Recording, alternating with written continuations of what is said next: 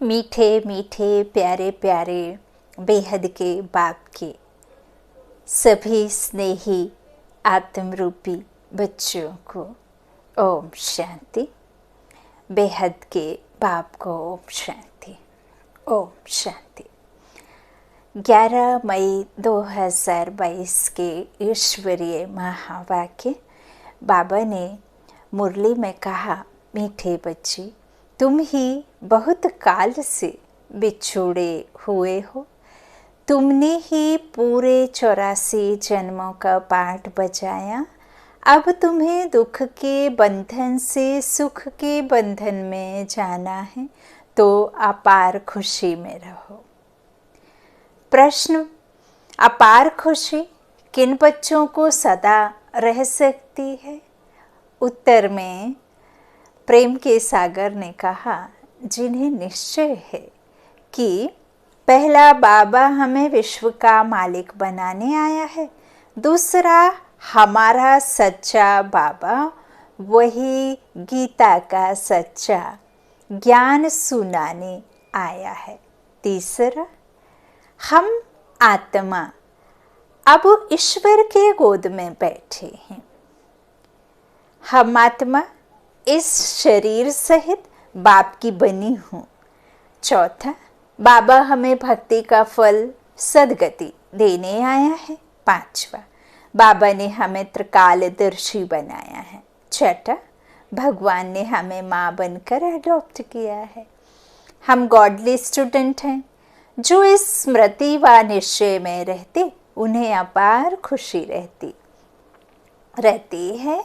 ओम शांति। बच्चों को निश्चय है कि हम आत्मा हैं। बाबा भगवान हमको पढ़ा रहा है, तो बच्चों को बहुत खुशी होनी चाहिए। सम्मुख आने से आत्मा समझती है कि बाबा आया हुआ है सबकी सद्गति करने। सर्व के सद्गति दाता, जीवन मुक्ति दाता वही हैं। बच्चे जानते हैं माया घड़ी घड़ी भुला देती है, परंतु यह तो समझते हैं ना, हम बाबा के सम्मुख बैठे हैं। निराकार बाबा इस रथ पर सवार हैं। जैसे मुसलमान लोग पटका घोड़े पर रखते हैं, कहेंगे इस घोड़े पर मोहम्मद की सवारी थी, निशानी रख देते हैं। यहाँ तो है निराकार बाबा की प्रवेशता। बच्चों को बहुत खुशी होनी चाहिए। स्वर्ग का मालिक बनाने वाला बाबा व विश्व का मालिक बनाने वाला बाबा आया है। बाबा है गीता का सच्चा सच्चा भगवान। आत्मा की बुद्धि बाप की तरफ जाती है। यह है आत्माओं का लव बाप के साथ। यह खुशी किन्हों को चढ़ती है? जो बहुत काल से अलग हुए हैं। बाबा खुद भी कहते हैं, मैंने तुमको सुख के संबंध में भेजा था, अब दुख के बंधन में हो। तुम अभी समझते हो सब तो 84 जन्म नहीं लेते। 84 लाख का चक्र तो कोई की बुद्धि में बैठ ना सके। बाबा ने 84 का चक्र बिल्कुल ठीक बताया है। बाबा के बच्चे 84 जन्म लेते रहते हैं। अभी तो तुम जानते हो, हम आत्मा इन ऑर्गन्स द्वारा सुनते हैं, बाबा इस मुख द्वारा सुना रहे हैं। हम आत्माएं परमात्मा की संतान और आत्मा ही उस अदृश्य परमपिता परमात्मा के महावाक्यों को हम जो ना दिखाई देने वाले स्टूडेंट इस ईश्वरीय पाठशाला में पढ़ते हैं। परमात्मा भी दिखाई नहीं देता और हम पढ़ने वाले स्टूडेंट आत्मा भी नहीं दिखाई देते, लेकिन इस शरीर के द्वारा ऑर्गन्स द्वारा सुनते हैं, सुनाते हैं, और बाबा ब्रह्मा मुख द्वारा सुना रहे हैं ना। खुद कहते हैं, मुझे इन ऑर्गन्स का आधार लेना पड़ता है, नहीं तो मैं जीवात्माओं को कैसे समझाऊं, है ना। खुद कहते हैं इनका नाम ब्रह्मा रखने पड़े। बाबा ने रखा ना, पहले थोड़े ना था इनका नाम ब्रह्मा। जब परे ते परे रहने वाला परम पिता परमात्मा इस साधारण तन का आधार लिया, तो फिर उन्होंने फिर अपना नाम रखा ब्रह्मा, है ना। तो प्रजापिता ब्रह्मा तो मनुष्य चाहिए ना। सूक्ष्म वतन में थोड़े ही कहेंगे प्रजापिता ब्रह्मा, वहाँ क्या दरकार है ना। स्थूल बतन में आकर कहते हैं मैं इस ब्रह्मा तन में प्रवेश कर तुमको अडॉप्ट करता हूँ। तुम जानते हो हम आत्मा ईश्वर की गोद में जाती हैं, शरीर बिगड़ तो गोद हो ना सके। आत्मा कहती है मैं शरीर द्वारा उनकी बनती हूँ, यह शरीर उसने लोन लिया है, यह जीव अर्थात शरीर उनका नहीं है, परमात्मा का यह शरीर नहीं है। परमात्मा ने इनमें प्रवेश किया है, अवतरण लेते हैं, है ना। वंशावली तो भगवान है नहीं, तो तुम आत्मा भी शरीर में प्रवेश हुई हो ना। बाबा ने पहले भी कहा कि हम आत्माएं जो शरीर लेते हैं वो माँ के पेट में लेते हैं। शरीर बनता है माँ की कोख में, और हम आत्माएं यहाँ की नहीं, हम आते हैं और इस शरीर को धारण करते हैं। तो हम यहाँ की रहने वाली नहीं, हम शांति धाम की रहने वाली हैं, तो हम वहाँ से आते हैं, है ना। तो इस तरह बाप कहते हैं कि जब हमारा शरीर यहाँ का है तो वह यहाँ ही छूट जाता है, और हम आत्माएं जहाँ की हैं वहाँ जाना पड़ता है। लेकिन आत्मा जब तक इस कल्प का ड्रामा पूरा नहीं हो जाता ना, तब तक वो अपने घर जा ना सके, है ना। जब तक पूरा साइकिल पूरा ना हो, ये इस ड्रामे का चक्र पूरा ना हो जाए, जब तक वो चक्र पूरा नहीं होता कोई जा ना सके। तो यह भी राजबाप ने समझाया है। बाबा कहते हैं मैंने इस जीव का शरीर का जो आधार लिया है ना, इनमें मैंने प्रवेश किया है। तुम आत्मा भी शरीर में प्रवेश हुई हो ना, यह बाबा भी कहते हैं। मैं भी इसमें हूँ, कभी बच्चा बन जाता हूँ, कभी माँ भी बन जाता हूँ, जादूगर है ना। कई फिर इस खेल पाल को जादूगर ये समझते हैं। दुनिया में झूठी रिद्धि सिद्धि का काम बहुत चलता है। कृष्ण भी बन जाते हैं, जिनका भाव कृष्ण में होगा तो उनको छठ कृष्ण दिखाई पड़ेगा, उनको मान लेंगे, फिर उनके फॉलोअर्स भी बन जाएंगे। यहाँ तो सारे ज्ञान की बात है। पहले यह पक्का निश्चय चाहिए कि मैं आत्मा हूँ, और बाबा तो कहते हैं मैं तुम्हारा बाप हूँ, तुम बच्चों को त्रिकालदर्शी बनाता हूँ। ऐसी नॉलेज कोई दे ना सके। भक्ति मार्ग का जब अंत होता है तब बाप को आना पड़ता है। भल बहुतों को शिव के लिंग का अखंड ज्योत स्वरूप का साक्षात्कार होता है। जैसी जिसकी भावना होती है तो वह मैं पूरी करता हूँ। बाबा कहते हैं वह भावना भी मैं ही पूरी करता हूँ ना, परंतु मेरे से कोई मिलता ही नहीं है, मेरे को तो पहचानते ही नहीं। अभी तो तुम समझते हो बाबा भी बिंदी है, हम भी बिंदी हैं, और यह ड्रामा भी बिंदी है, बीती सो बिंदी है ना। तो हमारी आत्मा में रहे नॉलेज है, तुम्हारी आत्मा में भी नॉलेज है। यह किसको मालूम नहीं है कि हम आत्मा परम धाम में रहने वाली हैं। अब इतने सारे शरीर धारण किए आत्माओं ने, तो कोई दुनिया में तो रहती होंगी ना। तो उसे कहा ही गया है निराकारी दुनिया, एक इनकारपोरियल वर्ल्ड और एक कारपोरियल वर्ल्ड। तो जहाँ आत्माएं शरीर धारण करती हैं वो ये है, और एक जहाँ निराकार आत्माएं रहती हैं वो है निराकारी दुनिया, है ना। तो बाप कहते हैं कि हम आत्मा परम धाम में रहने वाली हैं। जब तुम बाबा के सामने आकर बैठ जाते हो तो रोमांच खड़े हो जाते हैं। बहुत मीठे से प्यार से बाबा का नाम 3 बार पुकार लो यार बाबा के सामने। यदि आपको कुछ भी, जब से आप ज्ञान में जुड़े हैं, जो कुछ भी आपको प्रालब्धि प्राप्ति हुई, जो बाबा ने आपके दुख हरे, जो बाबा ने आपको रास्ता दिखाया, और बाबा हर पल हर कदम जब आपका साथ देता है, और जब आप उस अनुभव को बाबा के साथ साझा करते हैं, बाबा के पास खड़े होते हैं, तो बाबा के पास खड़े होते ही उन सब अनुभूतियों को जब हम अनुभव करते हैं, उन प्राप्तियों को, तो स्वतः ही आंसू बह जाते हैं। क्योंकि वो दाता ने हमें चुना सो चुना, और हमारा हर कदम वो साथ भी दे रहा है। ऐसा अदृश्य बाबा जो हर क्षण साथ तो रहता है लेकिन दिखाई नहीं देता। विश्वास है, वो एहसास है, फीलिंग है वो बाबा।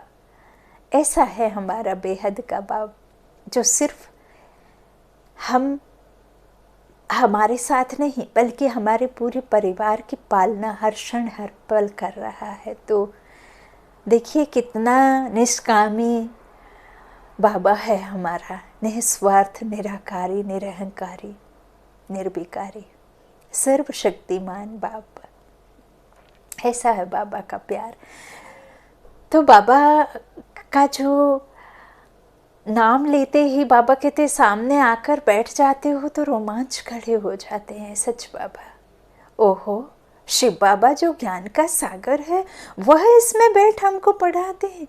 बाकी कृष्ण व गोपियों की तो को बात ही नहीं है, ना यहाँ ना सतयुग में होंगे, वहाँ तो हर एक प्रिंस अपने महलों में रहते हैं। इन सब बातों को वही समझेंगे जो आकर बाप से वर्षा लेंगे।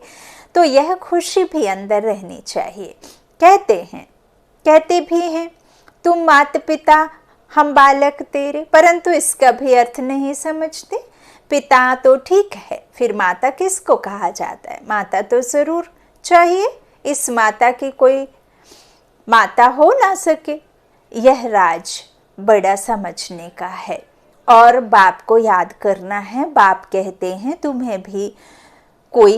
तुम्हारे में भी कोई अवगुण नहीं होना चाहिए। गाते भी हैं मुझ निर्गुण हारे में कोई गुण नहीं। अब बच्चों को गुणवान बनना पड़े, कोई काम नहीं, कोई क्रोध नहीं, देह अहंकार भी नहीं चाहिए।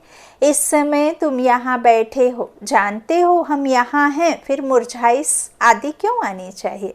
परंतु यह परिपक्व अवस्था अंत में होगी। बाबा कहते अभी समय बाकी है ना। अभी इतने जन्म जन्मांतर का ये जो बोझ है एकदम ही समाप्त नहीं हो जाता कुछ क्षणों में। अभी वो अवस्था होने में समय है।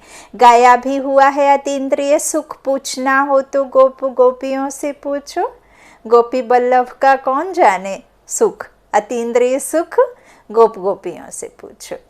यह अंत में होगा, ऐसे कोई कह नहीं सकता कि हम 75% अतीन्द्रिय सुख में रहते हैं। इस समय पापों का बोझा बहुत है। गुरु कृपा सेवा गंगा स्नान से पाप नहीं कट सकते हैं।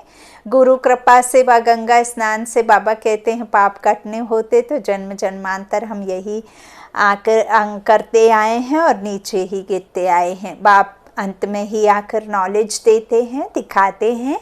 कन्या द्वारा बाण मरवाए और मर गए, फिर मरने के समय गंगा जल पिलाया। तुम यहाँ जब बेहोश हो जाते हो तो तुमको बाबा की याद दिलाई जाती है। मामेकम, यह बच्चों को आदत पड़ जानी चाहिए बाबा की याद की। ऐसे नहीं कोई याद करे ना। अब जब पिता है तो पिता की याद तो स्वतः ही आनी चाहिए, है ना। तो शरीर छोड़ने के समय आपे ही याद आवे, बिगर किसकी मदद के? बाप को याद करना है। वे लोग तो मंत्र देते हैं, वह तो कॉमन बात है। उस समय बहुत मारा मारी आदि होती है। तुम भिन्न भिन्न स्थान पर रहते हो। उस समय ऐसे नहीं कहेंगे शिव शिव का हो। उस समय पूरी याद चाहिए, लव चाहिए, तभी नंबर 1 पद प्राप्त कर सकेंगे। तुम बच्चे जानते हो मैं तुम्हारा बाप हूँ। कल्प पहले भी तुम बच्चों को गुलगुल बनाया था। सतयुग में योग बल से फूल बच्चे पैदा होंगे। दुख देने वाली चीज कोई वहाँ होती नहीं। यहाँ गर्भ जेल है तो वहाँ गर्भ महल है ना। नाम ही है स्वर्ग, परंतु वहाँ कौन निवास करते हैं यह भारतवासी जानते ही नहीं। शास्त्रों में ऐसी बहुत बातें लिख दी हैं कि वहाँ भी हिरण्याकश्यप आदि थे। यह सब है भक्ति की सामग्री। भक्ति भी पहले सतो प्रधान होती है, पीछे धीरे धीरे तमो प्रधान होती जाती है। बाप कहते हैं मैं तुमको आसमान पर चढ़ाता हूँ, तुम धीरे धीरे नीचे आ जाते हो। मनुष्य कोई की महिमा है ही नहीं। मनुष्य की कोई की जब देवी देवताओं की ही महिमा नहीं है तो फिर मनुष्य की क्या महिमा रहेगी? बाबा कहते मनुष्य कोई की महिमा है ही नहीं। सर्व का सदगति दाता एक ही बाप है। बाकी गुरु लोग अनेक प्रकार की तीर्थ यात्रा आदि सिखलाते हैं, फिर भी नीचे गिरते रहते हैं। भक्ति मार्ग में मीरा को भल साक्षात्कार हुआ, परंतु वह कोई विश्व की मालिक थोड़े ही बनी।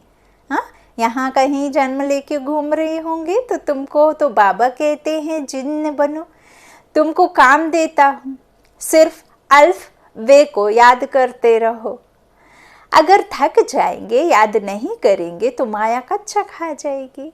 एक कहानी भी है ना, जिन्न खा गया, उसने पूछा मुझे काम बताओ, है ना, और जैसे ही काम मेरा ख़त्म होगा तो मैं तुम्हें खा जाऊंगा। तो यह भी तो वही खेल है। तो बाबा भी कहते हैं तुम याद नहीं करेंगे तो माया कच्चा खा जाएगी। याद में बैठने से खुशी चढ़ती है। बाबा हमको विश्व का मालिक बनाते हैं। बाबा सामने बैठे हैं।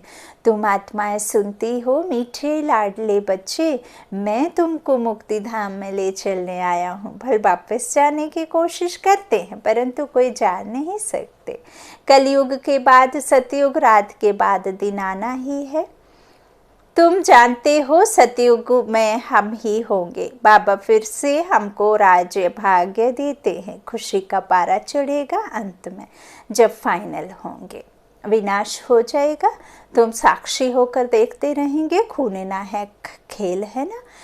क्या गुनाह किया है जो मारने लिए बाम शादी बनाए हैं? मरेंगे तो सही। वह भी समझते हैं हमको कोई प्रेर रहे हैं। जो नहीं चाहते भी हम यह बॉम्ब शादी बनाते हैं। खर्चा तो बहुत होता है, ड्रामा में नूंद है इनमें। इनसे विनाश होना ही है। कोई बॉम्ब सर पर गिरेंगे या किसी शहर में गिरेंगे तो फूल के समान वो खुशबू या फूल के समान ही सर पर आकर के आपको हल्के से नहीं टच करेंगे, विनाश होगा, है ना। वो कोई फूल तो नहीं है। तो इस तरह से यह सब ड्रामा में नूंद है। बाबा कहते हैं इन सब बॉम्ब शादी से भल कितना भी खर्च कर रहे हैं, लेकिन ये भी एक ड्रामा में कहना चाहिए कि सफाई के कार्य में सहायक हैं।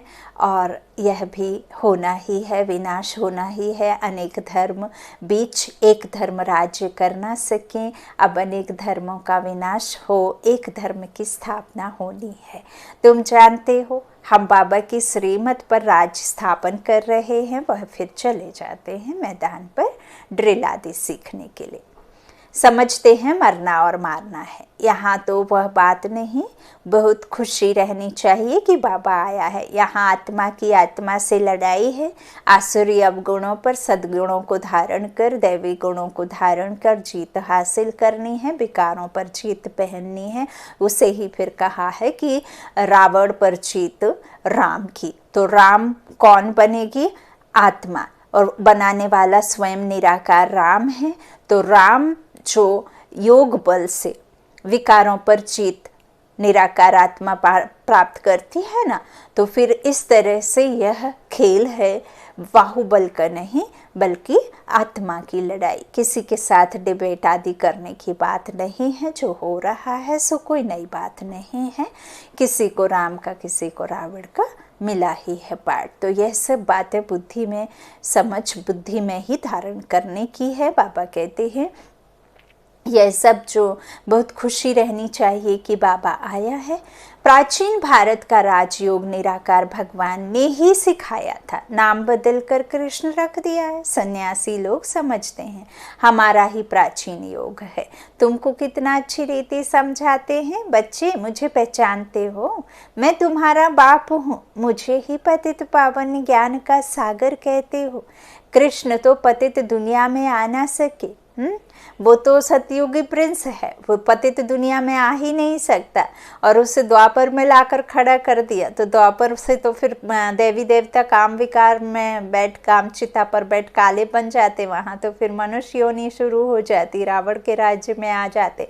तो कृष्ण पतित दुनिया में कैसे आएगा?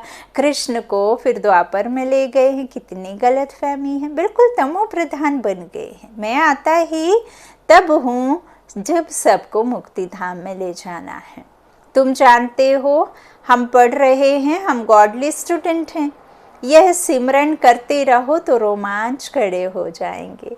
बाबा तुम बच्चों को ज्ञान का गर्भ धारण करा रहे हैं, फिर तुम यह भूल क्यों जाते हो? बच्चा पैदा हुआ और बाबा कहने लग पड़ा। हाँ, समझ जाते हैं हम वारिस हैं तो निरंतर दादे को याद करो। बाबा मत देते हैं, बच्चे काम महाशत्रु है इसने तुमको क्या किया, आदि मध्य अंत बहुत दुख दिया है। यह है मृत्यु लोक, वैश्यालय। राम शिवालय बनाते हैं जिसमें देवी देवता धर्म का राज्य होता है, परंतु उन्होंने कैसे राज्य लिया, कब लिया, यह तुम अब जान गए हो। वह समझते गॉड गॉडेस कभी पुनर्जन्म नहीं लेते हैं। किसी एक बड़े को समझ में आ जाए तो आवाज़ फैल जाएगा, गरीब की तो कोई बात नहीं सुनते।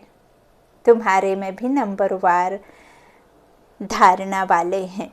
स्कूल एक ही है, टीचर एक ही है, बाकी पढ़ने वाले सब नंबरवार हैं। अच्छा, मीठे मीठे सी लाधे बच्चों प्रति माता पिता बाप दादा का याद प्यार और गुड मॉर्निंग। रूहानी बाप की रूहानी बच्चों को नमस्ते। हम रूहानी बच्चों की रूहानी माता पिता बाप दादा को याद प्यार और गुड मॉर्निंग। शुक्रिया बाबा, मीठे बाबा, प्यारे बाबा, सबका साथी, सबका सहारा। धारणा के लिए मुख्य सार बाबा ने पहला कहा, माया के वार से बचने के लिए जिन बन अल्फ और बे को याद करते रहना है। तुम जिन हो जिसे काम दिया है। किसने काम दिया है? मालिक ने।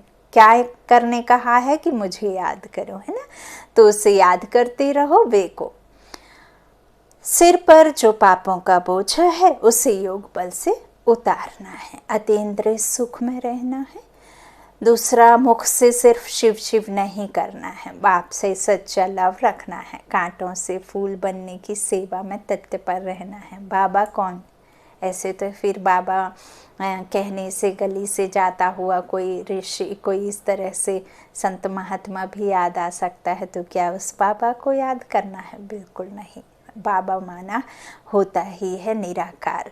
निराकार परमात्मा के जो महावाक्य हैं, उन वाक्यों को मनन चिंतन कर स्मृति में रख उसका स्वरूप बनना, कांटों से फूल बनना और कांटों से फूल बनने की सेवा में सदा तत्पर रहना, है ना। शिव शिव कहने से कुछ नहीं।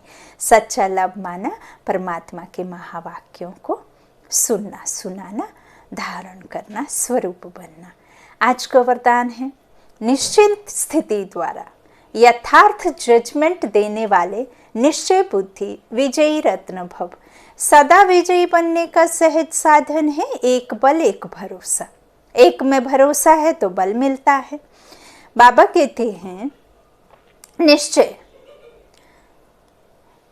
जो निश्चय रहेगा तो निश्चिंत रहेंगे, है ना।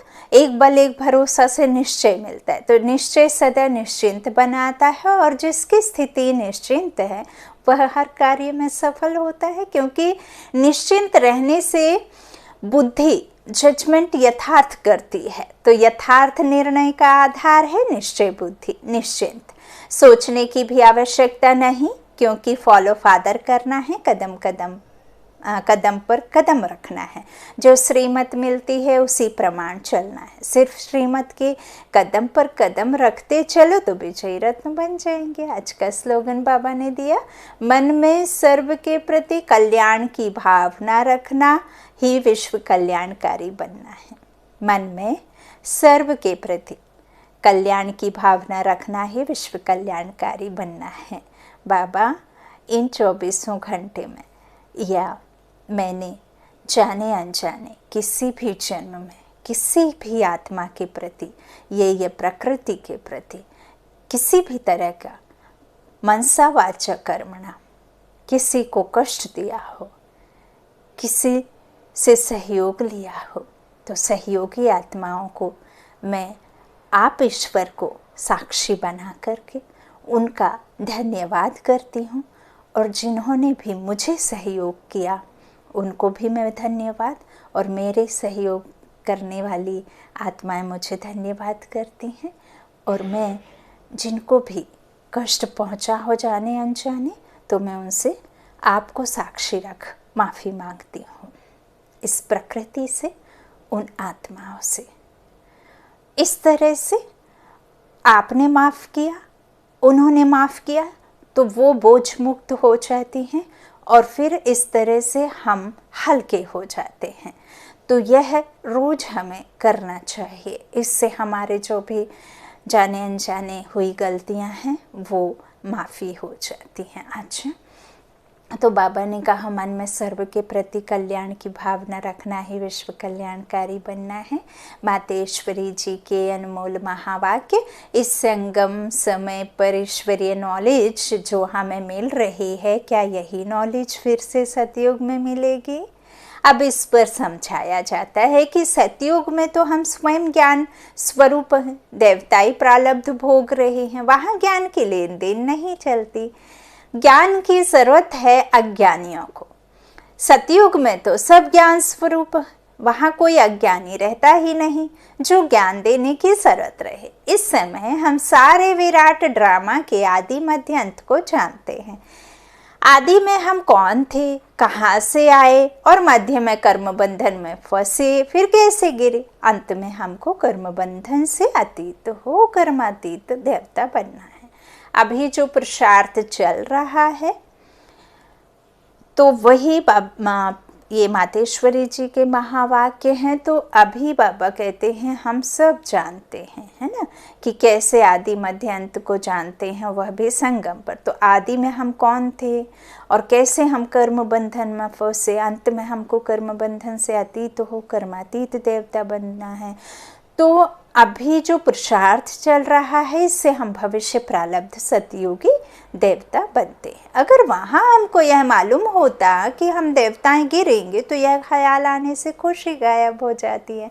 तो वहाँ गिरने की नॉलेज नहीं है, यह ख्यालात वहाँ नहीं रहती। हमको इस नॉलेज द्वारा अब मालूम पड़ा है कि हमको चढ़ना है और सुख की जीवन बनानी है। आधा कल्प अपनी प्रारब्ध भोग, फिर अपने आप को विस्मृत कर माया के वश होकर गिर जाते हैं। यह चढ़ना और गिरना अनादि बना बनाया खेल है। यह सारी नॉलेज अभी बुद्धि में है, यह सतयुग में नहीं रहती है। अच्छा, ओम शांति, ओम शांति, ओम शांति।